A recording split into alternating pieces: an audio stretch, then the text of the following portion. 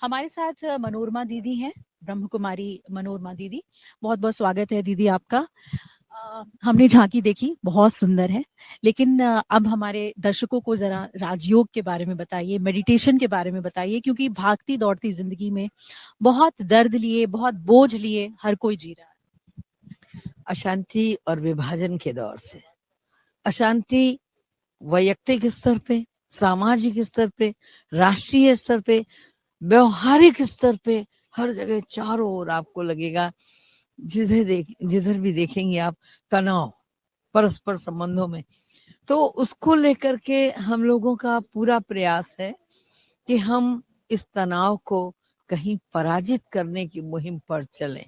और पराजित करने की मुहिम राजयोग के माध्यम से संभव है, क्योंकि कहीं एक सूत्र जिससे हम जोड़ना चाहेंगे इस अशांति के दौर में, जब बाह्य भौतिक वस्तुओं से, भौतिक परिधान से, भौतिक आपाधापी से हम अलग हटते हैं और अपने आप को एक, जिसको कहते हैं इनर जर्नी, इंटरनल अपने ओर मुड़ना, खुद को समझना। जब खुद को समझने की कोशिश करते हैं कि हम आत्मा हैं, चैतन्य शक्ति है और उस जगत नियंता की संतान है, तो वहां पर न कोई हिंदू रह जाता है, न कोई मुसलमान रह जाता है, न कोई सिख रह जाता है, न कोई ईसाई रह जाता है। हम सब उस सुप्रीम अथॉरिटी के बच्चे हैं और हमारे अंदर उस परमात्मा ने डिवाइन वर्च्यूज के नाम पर प्रेम, शांति, आनंद, कल्याण, जो उपकार का भाव, जो दया, जो करुणा दी है, हम उन गुणों को निखारें। जो उसके ऊपर डस्ट आ गई, राख आ गई, उस राख को हटाएं। तो हटाएंगे तो तब जब हम खुद चले उस इनर जर्नी पे। फिटिंग चाहे जितनी अच्छी हो, सॉरी मैडम, हाँ, कितनी ही अच्छी हो, हम दर्शकों से भी कहना चाहेंगे कि हम मेहनत करते हैं, पैसा कमाते हैं, तो एक से एक अच्छा आइटम ले आते हैं घर में, एक से एक अच्छी अप्लायंस ले आते हैं, लगवा भी देते हैं, लेकिन अगर पावर हाउस से कनेक्शन नहीं है तो ये अप्लायंस काम नहीं करेंगे। ठीक उसी तरह हम ज्ञान को कहीं से भी अर्जित कर लेते हैं, सोर्स होता है, कोई भी हो सकता है, पुस्तकें हो सकती हैं, लोग हो सकते हैं, रहनुमा हो सकते हैं, बट जब तक हम खुद पुरुषार्थ नहीं करते, खुद ये सफर शुरू नहीं करते, तब तक हमारे अंदर सुकून की कोई ठंडी लहर उठ नहीं सकती। तो अगर सुकून चाहिए तो हमें अपनी अंदर की ओर मुड़ना पड़ेगा और अपनी उस क्षमता को समझना चाहिए जो उस जगत नियंता ने हमें दी है। तो गोस्वामी तुलसीदास जी ने बहुत पहले समझ लिया था, आवत ही हर्षत नहीं, नैनन नहीं स्नेह, तुलसी वहां न जाइए कंचन बरसे में। कंचन की तरह बरस रहा हो, लेकिन क्या फायदा है अगर प्रेम न छलका आंखों में। तो स्नेह की दो बूंद, आत्मीयता से भरे दो बोल आपको अपना बना देते हैं।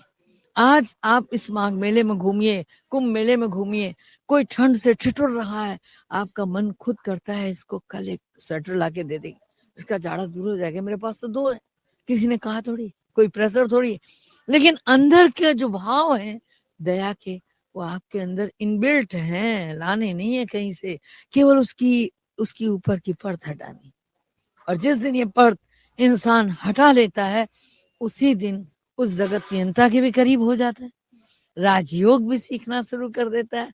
और यही राजयोग है। राजयोग कुछ और नहीं है, अपने आप को जानना, अपने नैसर्गिक गुणों का सफर शुरू करना और प्रत्येक प्राणी मात्र के लिए आत्मीयता के भाव को संजोना, दूरियां कम हो जाती।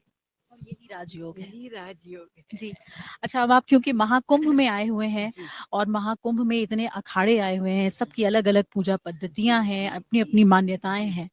ब्रह्म कुमारी किन मान्यताओं को लेकर और किन सनातन मूल्यों को लेकर पहुंचा हुआ है कुंभ? देखिए, ब्रह्मा कुमारी की बात अगर आप करते हैं तो ब्रह्मा कुमारी सर्वशक्तिवान भगवान शिव को आराधना का स्रोत मानता है और शक्तियों को गेन करने के लिए राजयोग में कहीं जहां जुड़ता है वो भगवान शिव है, नंबर एक। नंबर दो, हमारी जो मान्यता है वो ये है कि हमारा देवत्व हमारी थाती है, हमारी प्राचीन सनातन संस्कृति में हम अगर किसी को आइडियल मानते हैं तो उंगली उठाकर मर्यादा पुरुषोत्तम राम की ओर देखते हैं, उंगली उठाकर योगीराज कृष्ण की ओर देखते हैं। तो ये जो देवत्व है इंसानियत के सर का ताज है, और ये देवत्व हमारी थाती है। हम इसको भूल गए, हमने इसको मंदिरों में स्थापित कर दिया, हम इसको वहां पूजने लग गए, और वहां से हमने अपने कर्तव्यों की इतिश्री कर ली। पूजा बुरी चीज नहीं है, जरूर करनी चाहिए। कम से कम हमारे आगे वो रहनुमा थे और उन्होंने अपना एक आदर्श रूप हमारे सामने रखा। लेकिन नहीं, हमको भी तो वैसा बनना है। महाराणा प्रताप बहुत बहुत बहुत वीर थे, मगर हमें भी तो वो निर्भयता चाहिए। तो हमारे यहाँ ये सिखाया जाता है कि ये देवत्व ऐसा नहीं है कि बहुत दूर की चीज है। आप अपने जीवन की श्रृंखला में उन चीजों को ढालिए जो दिव्यता देती हैं, तो आप भी उस संस्कृति के रहनुमा बन सकते हैं। और हम चाहते हैं कि हर मनुष्य नर से नारायण बने, नारी से लक्ष्मी बने, इसी की शिक्षा देते हैं। यही चीज है। जी। अच्छा, ये बताइए कि आप लोग जो अमृत स्नान है उसके लिए कितने उत्साहित हैं और क्या आप लोग अमृत स्नान करेंगे? निश्चित स्नान वहां करें या यहाँ करें, हम लोगों को स्नान से कोई आपत्ति नहीं। पानी नल में भी वही गंगा जल आ रहा है ना। बस ये कि हम लोग वहां जाकर के स्नान नहीं करते हैं, तो ये नहीं है कि हमें उससे कोई गुरेज है या गंगा की पावनता या गंगा के प्रति हमारी भावना नहीं है। वक्त आता है तो हम लोग वहां भी जाके स्नान करते हैं, ऐसा कुछ भी नहीं है। और वो तो बहुत महत्वपूर्ण इसलिए है कि जब गंगा ने ये प्रश्न पूछा था कि जब मुझ में इतने लोग स्नान करेंगे, मैं पृथ्वी पर आऊंगी तो मैं मैली हो जाऊंगी, मेरा क्या होगा।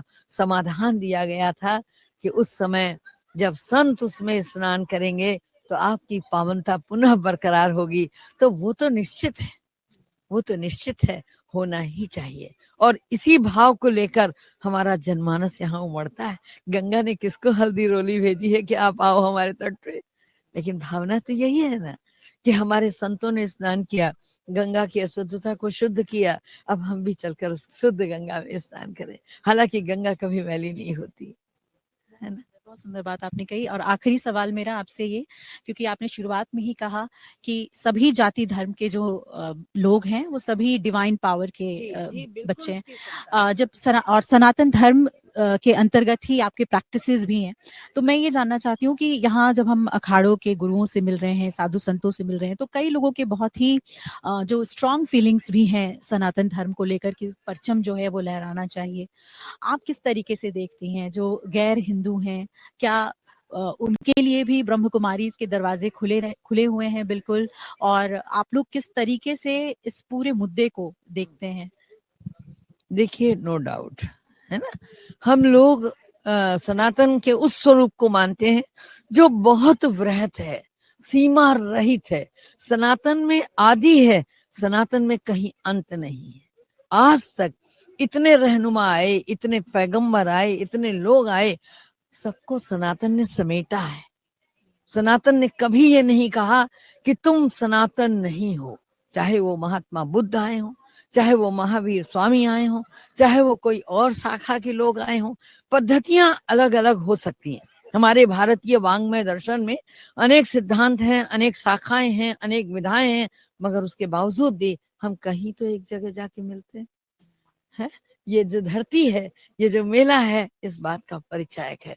रही बात कि वो अलग अलग सेक्ट के हैं, हमारे यहाँ उसके भी दरवाजे खुले हुए हैं, क्योंकि हम बाहरी परिधान नहीं देखते, हम बाहरी परिवेश नहीं देखते, हम उसके अंतर की आत्मा को देखते हैं। क्या मोहम्मद साहब ने ये नहीं कहा मोहब्बत सबसे बड़ी चीज है, हर मर्ज की दवा है? क्या उन्होंने बुराइयों के लिए नहीं कहा? कुरान में साफ लिखा हुआ है, कुरान पाक में, कि अगर हम रोजा रखते हैं, रोजा नफ्सियाती आदतों के लिए भी है, केवल पेट के लिए नहीं है। एक किस्सा बता दूं आपको। दो महिलाओं को कहा गया था कि ये रोजा जो भी खोलेगा वो हमारे सामने से गुजरेगा, मोहम्मद साहब ने कहा। तो सल्लल्लाहु अलैहि वसल्लम का ये हुक्म था कि भाई हमारे सामने से गुजरे। दो महिलाएं नहीं गुजरी, बोला हुजूर आप इजाजत दे दीजिए। हजरत ने फरमाया कि नहीं, मेरे सामने से गुजरना ही है। तो जब वो गुजरी तो उनसे उल्टी करवाई। बोला तुमने गीबत की, मना तुमने जो है किसी की बुराई की, उल्टी खून की हुई, बोला रोजा कजा हो गया, कबूल नहीं हुआ वहां। आप सोचिए, बड़ी महीन बात है। कोई भी धर्म ग्रंथ इससे परे नहीं है। करुणा और प्रेम का संदेश हर धर्म ग्रंथ देता है। हम माने न माने, ये हमारे ऊपर है। तो इसलिए हमारे दरवाजे सबके लिए खुले हैं और हमारे यहाँ हर धर्म का वेलकम होता है और लोग आते हैं और बदलते हैं, ताउम्र बदल जाते हैं। आज विदेशों में जो सेवा केंद्र है, वहां क्या क्रिश्चियंस नहीं आते? आते। उन्होंने परिधान बदला, उन्होंने आदतें बदली, उन्होंने जीवन बदला। मुस्लिम बंधु भी बदलते हैं, ऐसा नहीं कि नहीं बदलते। तो हमारे यहाँ तो दरवाजे सबके लिए खुले। आपकी ये हंसी बहुत प्यारी है, इसे अपनी स्मृतियों में लेके जा रही हूं मैं, और बहुत ही ममत्व से आपने हमें आध्यात्म का अर्थ समझाया है और शांति का अर्थ समझाया है। ब्रह्म कुमारी की यही सोच, या यूं कहें यही शिक्षा है, जिसकी वजह से वो देश विदेश में ना केवल सिर्फ मेडिटेशन के लिए, बल्कि अपने जीवन को किस तरीके से हम सुधारें, बनाएं, इसके लिए जाने जाते हैं और इनके सानिध्य में बहुत सारे लोग आते हैं। हम इसी तरह महाकुंभ से आपको ऐसे ही साधु संतों और गुरुओं से मिलवाते रहेंगे। कैमरामैन कमल के साथ अभिलाषा पाठक, महाकुंभ प्रयागराज से अमर उजाला के लिए। अमर उजाला जीवांजलि के सारथी की मदद लें और महाकुंभ में स्नान जरूर करें।